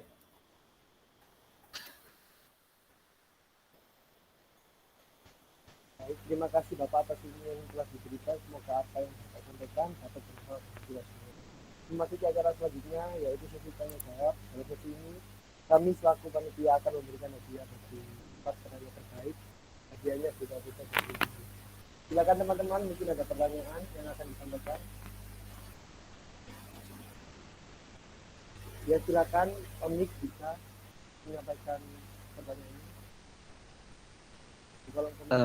Assalamualaikum warahmatullahi wabarakatuh. Waalaikumsalam warahmatullahi wabarakatuh. Terima kasih Bapak udah menyampaikan tentang segala bisnis dan usaha. Jadi saya izin untuk bertanya mengenai dari kesiapan dan mental juga sih Pak. Jadi yang perlu saya tanyakan di sini ini saya memulai dari nol gitu Pak usahanya. Terus habis itu dalam beberapa tengah perjalanan itu saya mengalami tekanan gitu Pak dari usaha saya gitu Pak. Sehingga memulai lagi dari nol. Terus membuat karakter mental saya itu jadi down gitu Pak. Untuk memulai berkarya dan berkembang lagi gitu Pak. Mungkin solusi dan statement-statement untuk memulai berkembangnya itu gimana Pak agar kita itu mental kita semakin berkembang dan kuat gitu Pak. Terima kasih Pak. Ya, sama-sama Mas Fahmi ya. Ini luar biasa nih memang. Ini memang tidak sedikit ya. Kebanyakan hampir 80% pebisnis itu memang gitu. Ketika kita sudah berjalan, memang itu ada skenario Allah, gitu kan? Itu qadarullah ya, skenario Allah itu menjatuhkan kita dulu. Tujuannya Pak untuk memperkuat mental. Jadi betul sekali. Ketika berbisnis kita memang tidak hanya mempersiapkan segala bentuk tadi ya ikhtiar ya, tapi juga mentalnya seperti itu. Nah pasti dijatuhkan. Nah pertanyaannya adalah ataupun jawabannya bagaimana sih kita menyiapkan mental kita dengan baik atau membangun mental lagi yang sudah jatuh. Itu memang qadarullah menjatuhkan dulu. Dijatuhkan dulu sampai sejatuh-jatuhnya. Kalau Bapak menggunakan ikhtiar ini ya, Bapak ini ya. Kalau teman-teman pernah memanah gitu kan, pakai panah. Panah itu kan ditarik ke belakang ya, nggak ada panah itu ditarik ke depan gitu kan. Kalau dari ke depan itu kan otomatis nanti kembalinya ke kita gitu kan, malah panahnya menyakiti kita kan. Tapi kalau kita panah tarik ke belakang itu kan sama halnya kita dijatuhkan sejatuh-jatuhnya. Tapi apa? Kalau kita kuat, sabar dan sebagainya, kita lepaskan panahnya itu akan menjadi apa ya tujuan ataupun pegas ataupun ini ya kita mau mencapai tujuan kita itu lebih cepat seperti itu. Nah itu kan kiasnya. Terus gimana Pak caranya biar nggak jatuh? Ini juga Bapak pengalaman juga bisnis jatuh bangun juga seperti itu. Apa pertama kali yang bikin Bapak motivasi ya intinya bagaimana kita meningkatkan motivasi kita, memotivasi diri. Yang pertama paling mudah adalah paling mudah itu adalah kita melihat orang sekitar lah. Siapa ya orang sekitar yang menjadi acuan kita gitu. Maksudnya acuan ini ya, oh orang ini bagus, dia tuh pantang menyerah seperti itu. Jatuh bangun lagi, jatuh bangun lagi, jatuh bangun gitu kan. Seperti itu. Nah, itu pertama kali. Jadi paling mudah lihat orang sekitar. Lihat maksudnya kita motivasi, masa saya kalah sama dia. Maksudnya seperti itu ya. Masa saya kalah sama dia.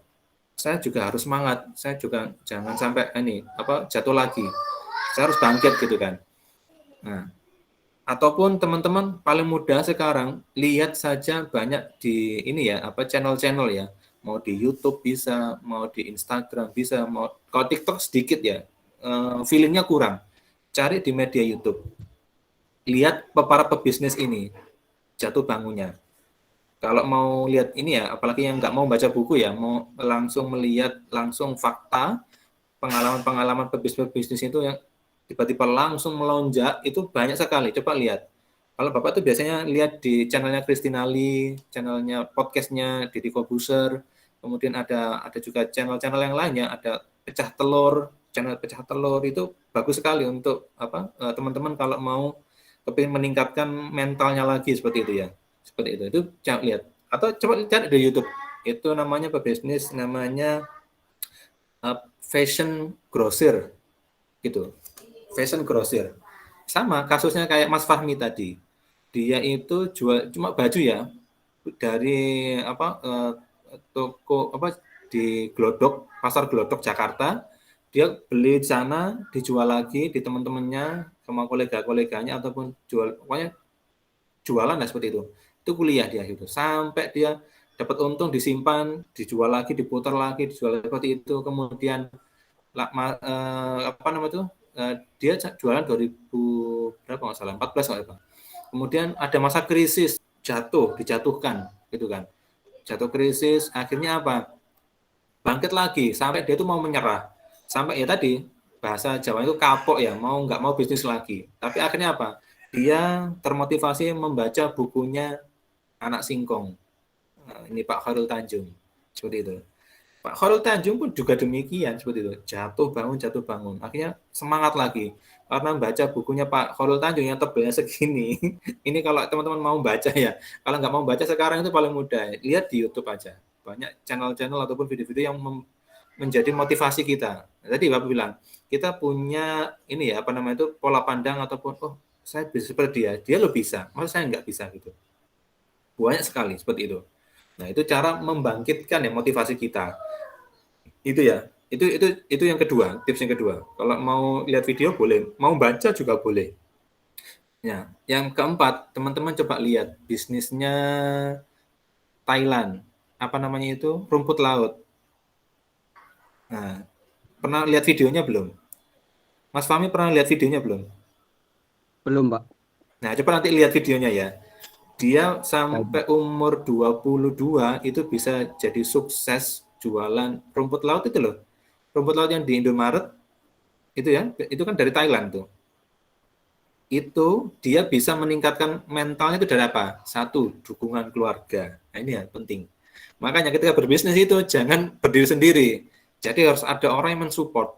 Siapa? Teman lah, minimal teman ya mensupport itu.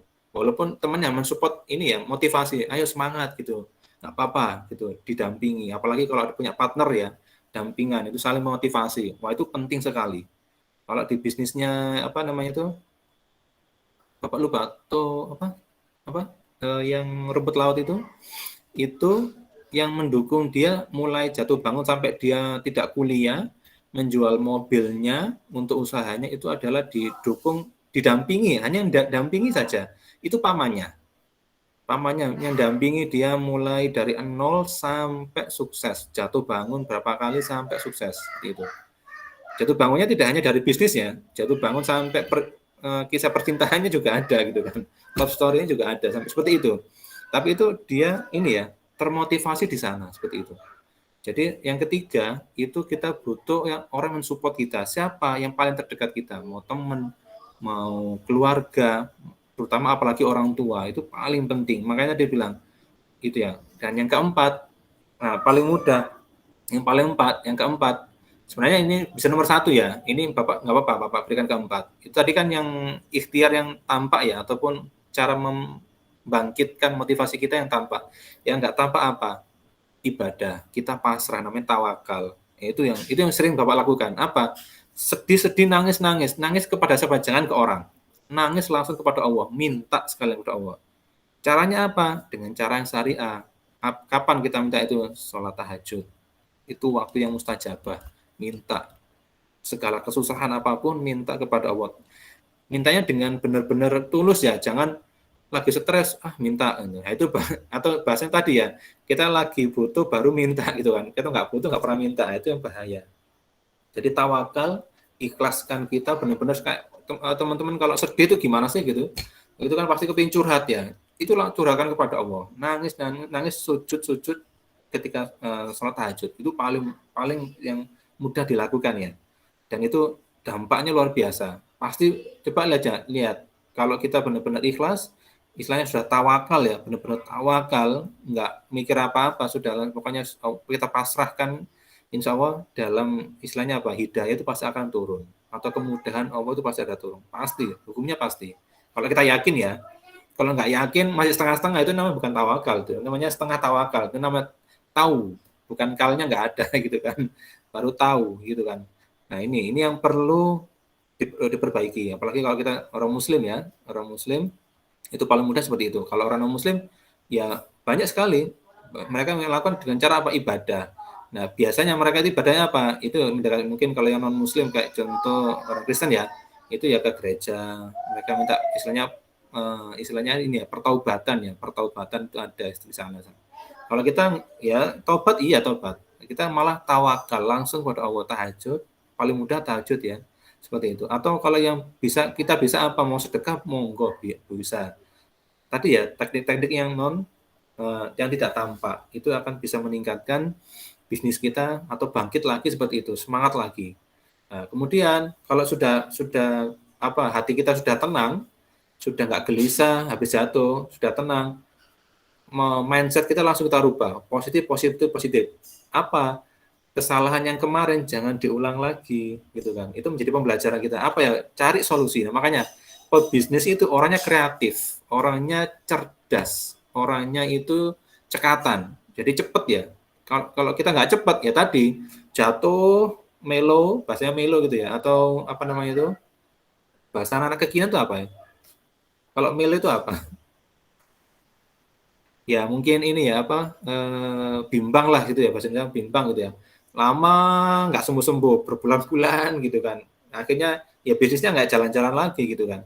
Jadi orang bisnis itu jatuh cepat bangun lagi gitu. Jadi kalau jatuh itu jangan pura-pura aduh sakit itu enggak.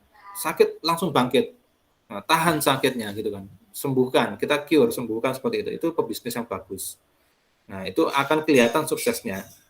Coba lihat aja siapapun pebisnisnya. CT, Khairul Tanjung, yang besar-besar ya Bapak sebutkan ya, yang muslim ya, Khairul Tanjung, Agim. Coba lihat profilnya atau video-videonya beliau. Mau itu membangkitkan sekali itu kan. Dan masih banyak yang lain ya seperti itu ya, yang tidak mungkin tidak Bapak bisa sebutkan satu persatu di sini gitu. Gitu ya Mas Fahmi ya. Kira-kira terima kasih Pak. Ya. Mungkin dari teman-teman ada pertanyaan lagi, silakan bisa diajukan. Ya di kolom komentar terdapat pertanyaan Pak.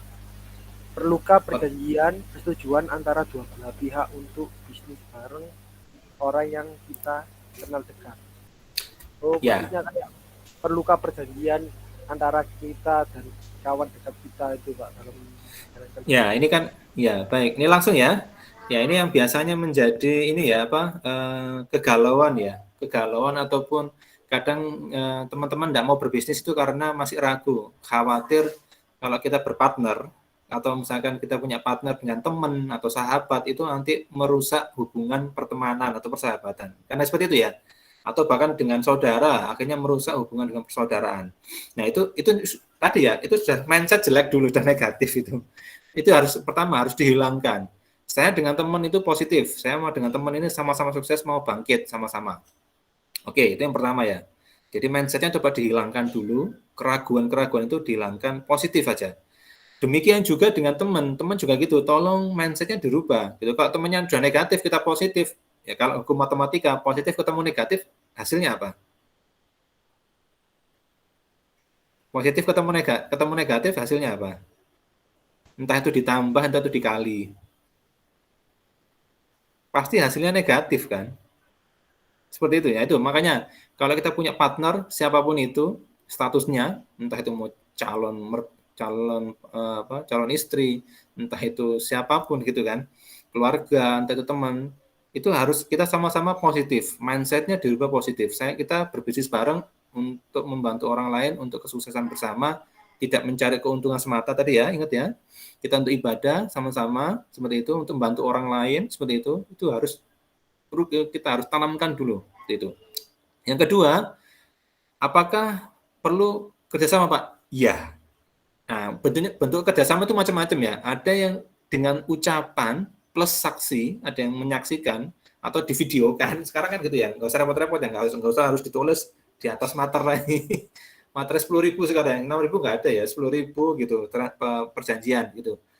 Itu sebenarnya komitmen ya, itu namanya komitmen. Itu ini bisa, misalkan tanpa divideokan, selama kita sama-sama positif, sama-sama saling memotivasi, saling membangun, itu juga istilahnya komitmen bersama atau perjanjian bersama, tapi bentuknya verbal. Cuma ngobrol ya, ngobrol atau diskusi aja itu juga komitmen loh ya. Seperti itu. Itu bisa. Yang kedua, mau dituangkan dalam bentuk tulisan, misalkan untuk motivasi, boleh gitu kan. Misalkan biar nggak lupa, ayo misalkan ayo kita bisnis ini untuk beribadah, untuk ini membantu orang lain. Istilahnya banyak sekali misalkan tetangga-tetangga kita yang istilahnya apa ya, pengangguran dan sebagainya. Ini kita bantu yuk biar nggak pengangguran. Teman-teman coba lihat di YouTube ya. Itu ada satu desa, namanya desa bukan Pasuruan namanya. Kota setelah Pasuruan itu apa? Ada yang tahu ya? Bintang apa bintang? Probolinggo. Sebelum Probolinggo kayaknya. Rejoso, Pak. Rejoso. Iya, Bapak lupa. Pokoknya depannya P ya. Ada kok, cari aja di Google atau di YouTube. Satu desa itu pemudanya itu jadi kaya semua, jadi YouTuber.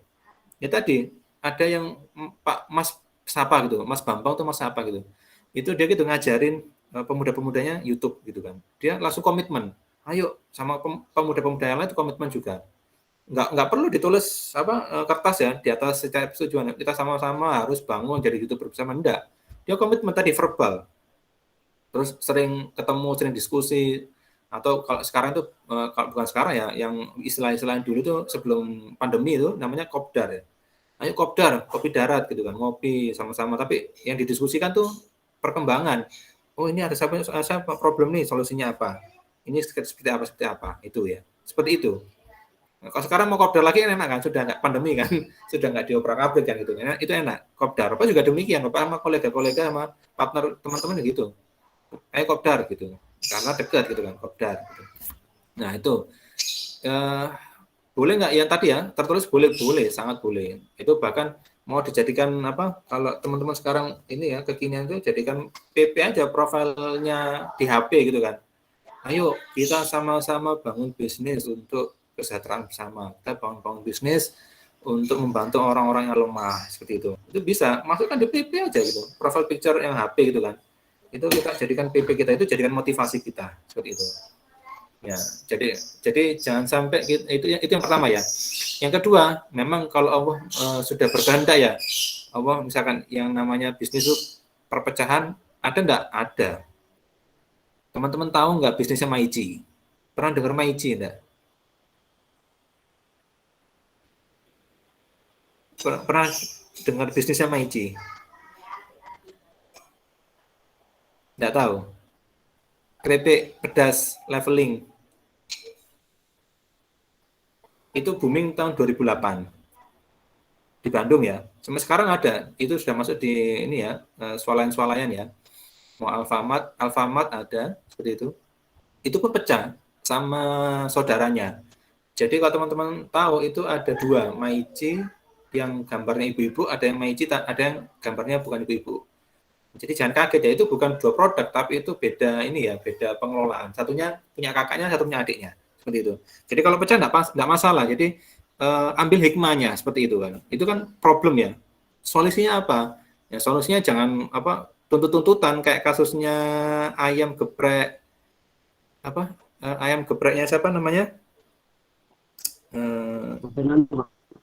Siapa? Mbak. Nah, Ruben, ya betul. Ayam gebraknya Ruben kan gitu kan, sampai ke pengadilan segala macam itu akhirnya rugi kita sendiri kan gitu kan. Akhirnya itu kan pecah kan antara si Ruben sama partnernya seperti itu. Itu sudah biasa. Nggak apa-apa. Kalau sudah ada biasa, yang penting apa ya? Kita kita bangunlah. Ya wis lah. Kalau misalkan itu direbut orang lain ya sudah nggak apa-apa gitu kan. Tapi apa? Ya kita bangun lagi dari nol misalkan. Jadi kita istilahnya jangan berpikiran kita bangun nol itu rugi, enggak. Malah bangun nol itu Allah langsung berikan kita yang namanya apa namanya itu kemudahan seperti itu. Contoh seperti apa? Kayak teman-teman pernah lihat nggak ceritanya perang Rasulullah yang perang Badar? Rasulullah cuma 300, musuhnya 3.000. Jadi ini ya 1.000 kali lipat ya, atau 100 kali lipat ya. Tapi atas izin Allah 300 itu menang. Perang Badar sama kayak gitu, bisnis juga gitu. Misalkan kita dikhianati, bahasa kasar itu ya, dikhianati sama partner atau siapapun itu partner kita yang dikhianati atau misalkan dicurangi dan sebagainya, ya sudah kita positif aja, ya sudah biarkan dia curang silakan. Yang penting dia kalau mau tobat, mau ya maksud ini ya mau apa mengaku salah dan mau memperbaiki, ajak diskusi kembali, jangan dibuang, jangan ditendang sebagainya. Tapi kalau dia tidak mau atau dia mau memecahkan diri ya silakan, tidak apa-apa gitu kan. Nanti tinggal ini ya perjanjian tadi itu baik yang verbal maupun tertulis itu merupakan komitmen, berarti kamu tidak komitmen ya silakan. Allah pasti akan ini kok, Allah memberikan janjinya kepada orang-orang yang baik. Kalau kita baik, dia jelek, tinggal nunggu waktu aja. Nanti lihat aja, Bapak juga demikian, Bapak sudah sering melihat orang-orang seperti itu. Hasilnya apa? Dia akan terpuruk, malah jatuh sejatuh-jatuhnya. Kita yang memang dijatuhkan orang yang jelek tadi, memang jatuh pertama, tapi langsung dibangkitkan 700 kali lipat. Itu pasti itu. Yakin. Bapak pengalaman pribadi juga gitu. Dulu dijatuhkan, alah gajimu sekian gitu. Sekarang Bapak gajinya 4 kali lipat daripada orang itu. Jebret gitu. Bapak bisa buktikan gitu kan. Dia malah masih jatuh, Bapak alhamdulillah masih naik seperti itu. Itu contoh pribadi ya. Seperti itu juga teman-teman pebisnis juga seperti itu. Jadi jangan mengeluh, waduh saya mulai dari nol lagi nih, susah banget. Nah itu jangan. Itu sudah mindset salah. Rubah mindsetnya, Allah pasti akan melipat gandakan 700 kali lipat. Pasti, hukumnya pasti. Tinggal kita sabar aja, sabar. Nah, 700 kali lipatnya itu sebenarnya kayak gini ya, door prize itu sudah di depan mata kita. Nah, cuman door prize-nya ini butuh waktu, entah itu 1 hari, entah 3 hari, 1 minggu seperti itu, atau bulan depan seperti itu. Tergantung kita. Kalau kita ikhlas, benar-benar menerima, cepet kok kita langsung dapatnya 700 kali lipatnya. Kalau kita masih setengah-setengah ikhlas, tadi ya, mindset-nya sudah masih negatif, wah susah nanti bikin dari nol lagi, ya sudah. Itu istilahnya hadiah door prize-nya itu diundur sama Allah gitu. Cek nanti dulu, saya sembuhkan mentalnya dulu, baru saya kasih 700 lipat. Kalau saya kasih 700 kali lipat, mentalnya masih down, bisa jadi sombong dia. Ini yang bahaya. Kalau sudah sombong, wah sudah. Itu kan kayak harta titipan ya. Harta titipan itu Allah ambil lagi gitu. Makanya ketika kita dapat rezeki itu jangan paling hati-hati, jangan sampai sombong. Itu. Nah itu ya, itu cara perjanjiannya seperti itu. Sama membangkitkan motivasi untuk berbisnis kita. Seperti itu. Ya gitu ya, semoga bisa menjawab. Untuk selanjutnya mungkin ada pertanyaan lagi dari teman-teman.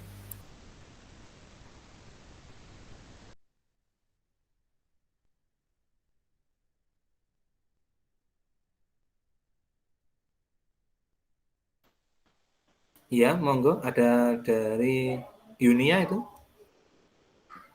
Assalamualaikum warahmatullahi wabarakatuh. Waalaikumsalam.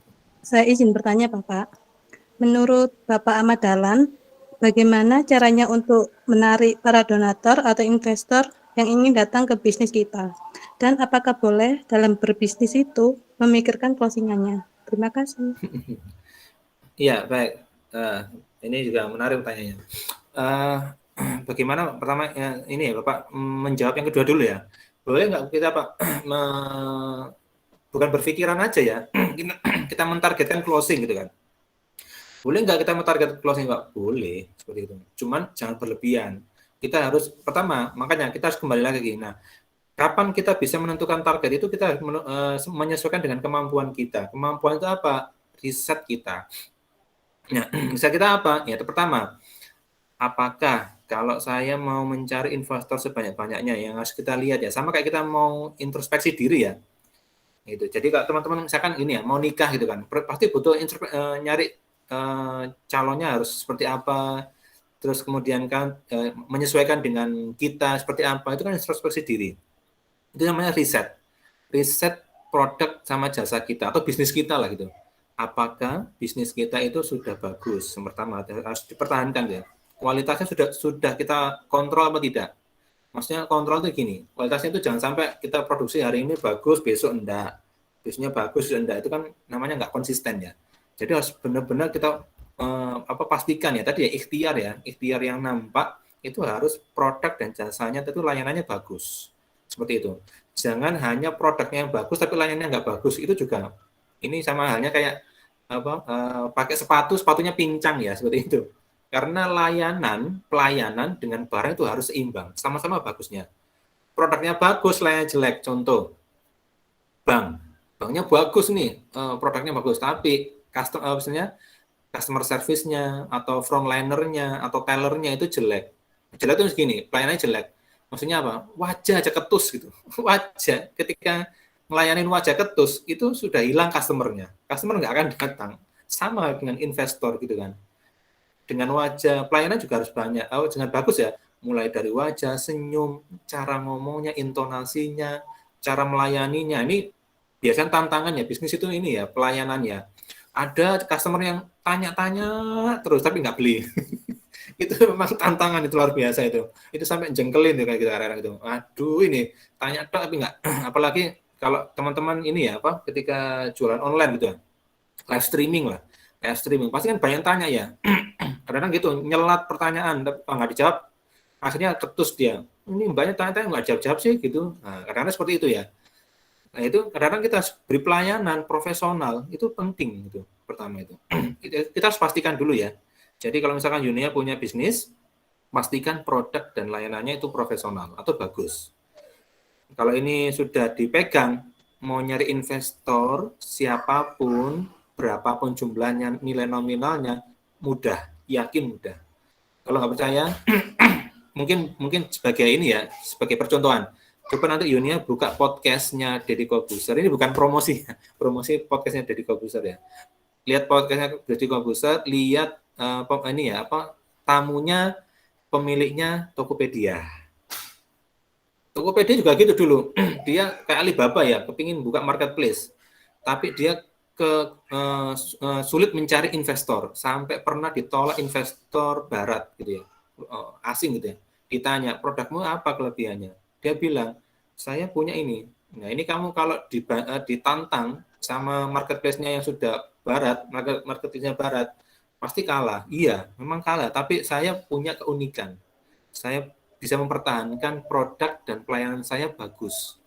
Itu pun ditolak loh itu, ketika dia menawarkan mencari investor. Tapi apa? Setelahnya lihat sekarang Tokopedia, investornya berjubel nggak karu-karuan gitu kan. Seperti itu.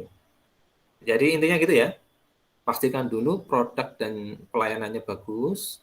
Kalau kemudian kalau itu sudah dipegang, nyari investor mudah seperti itu. Investornya siapapun ya, entah itu lembaga, perorangan, itu mudah seperti itu. Yang penting pelayanan tadi itu merupakan ini ya, kalau bahasanya marketing itu kita istilahnya relationship. Nah, jadi relationship. Jadi kita berhubungan dengan investor itu baik. Nah, tadi ya, ketika kita ngasih pelayanan, ingat soft selling, jangan hard selling gitu ya. Nyari investor itu jangan langsung duduk, ini Pak produk saya. Tolong kalau jenengan mau investasi sekian, itu namanya hard selling. Itu belum tentu investor mau ya. Cari yang caranya soft selling, kan diskusi dulu. Pak, ini bisnis kita gini, peluangnya sekian, gini, baru kita masuk produk kita. Ini produk kita, Pak, gitu. Jadi ingat ya, soft selling, jangan hard selling. Kalau mau ditargetkan, boleh nggak Pak? Boleh, silahkan targetkan. Selama sesuai dengan kemampuan kita ya, gitu. Kita produknya jelek, mau targetnya investornya miliaran, ya itu namanya nggak melihat diri sendiri gitu kan. Itu harus dilihat gitu. Gitu ya, Mbak Yunia, kira-kira menjawab? Terima kasih, Pak. Ya, sama-sama. Ada lagi, teman-teman? Mungkin sambil nunggu teman-teman kalau ada yang mau bertanya, mungkin ini ya. Kalau ini kan sesinya ini ya pembekalan aja ya. Kalau teman-teman mau ada sesi bisnis atau apa coaching ya, coaching dan sebagainya, nanti bisa berkomunikasi dengan teman-teman panitia. Nanti sebenarnya ini bukan promosi juga ya. Sebenarnya untuk kita kan memang semuanya kita kepingin bisnis ya. Maksudnya bisnis ini untuk membantu orang lain niatnya, bukan untuk memperkaya diri. Itu harus ditanamkan dalam hati. Jangan meniatkan bisnis untuk memperkaya diri. Sulit, maksudnya gini, bukan sulit ya. Tidak akan tercapai bisnisnya gitu. Walaupun jalan, tapi pasti jatuh, banyak jatuhnya gitu. Kalau kita niatkan membantu orang lain, itu akan banyak, bukan jatuhnya, tapi banyak akan naik tangganya, seperti itu. Jadi derajat kita akan dinaikkan oleh Allah Subhanahu wa taala itu. Kalau kita niatnya untuk membantu Allah, apalagi membantu Allah gitu kan. Ibadah kepada Allah. Kemudian kalau teman-teman kepingin sesi konsultasi dan sebagainya nanti bisa melalui teman-teman dari panitia ya, karena di program studi ekonomi syariah juga ada himpunan mahasiswa terkait entrepreneur ataupun kewirausahaan, itu kita juga membuat klub ya, ada klubnya, ada diskusinya, jadi kita sama-sama belajar, sama-sama bangun bisnis sama-sama, saling memotivasi, saling mendukung. Itu yang penting, support gitu ya. Itu nanti silakan bisa seperti itu. Jadi ya, ini merupakan wadah silaturahim kita. Jadi ini bukan hanya sekali temu pandang, ya, tatap secara apa namanya itu, secara online ya, secara online atau dunia maya. Tapi ini juga menjadi silaturahim kita ke depan. Siapa tahu nanti kan di sini ada yang jadi partner dengan kita atau teman-teman sendiri partner dengan teman sendiri ataupun yang lainnya seperti itu bisa seperti itu. Monggo seperti itu. Dan jangan sungkan-sungkan ya, nanti silakan langsung bisa tanya misalnya ke Mas Bintang mau konsultasi. Ya, konsultasinya jangan konsultasi percintaan ya. itu nanti kalau teman-teman sudah siap ya monggo seperti itu. Kalau belum siap ya kita diskusi bisnis bareng-bareng gitu ya. Bisnisnya bisnis keberkahan, bukan bisnis untuk mencari kekayaan. Kalau mencari kekayaan ya sudah, kita tinggal melihat aja ceritanya Korun. Masih ingat ya ceritanya Korun? Itu akan ditanam di dalam bumi dan hartanya akan ditemukan oleh orang-orang dengan namanya harta karun seperti itu. Baik, itu yang mungkin bisa saya sampaikan ya. Atau monggo, masih ada, apakah ada batasan waktu untuk sesi pertanyaan atau sebagainya? Iya Pak, ada batasan karena kan di sini berkata juga dari perasaan. Iya. Ini mohon maaf Bintang, ini suaranya kecil, kayaknya mic-nya Halo, iya Pak. Iya, kurang suaranya kurang, volumenya kurang besar. Iya Pak, itu karena bertepatan dengan adanya sholat asar, pertanyaannya kita sekian dari pihak panitia. Kita akhiri. Terima kasih atas teman-teman atas pertanyaannya. Kemudian menginjak acara akhir, di penghujung acara ini untuk menutup acara pada siang hari ini, marilah kita mengucapkan hamdalah. Alhamdulillahirrahmanirrahim. Saya di sini selaku MC dan juga moderator. Jika ada salah tutur kata, mohon dimaafkan. Terima kasih atas perhatiannya. Wassalamualaikum warahmatullahi wabarakatuh. Waalaikumsalam warahmatullahi wabarakatuh. Sukses semuanya. Jangan lupa berjumpa bagi para penanya. Waalaikumsalam warahmatullahi wabarakatuh. Ya, berjumpa lagi di sesi yang lain, insyaallah. Terima kasih Pak Dahlan. Ya, sama-sama. Pamit ya. Terima kasih juga teman-teman panitia dan keluarga, ada Pak Khalid juga.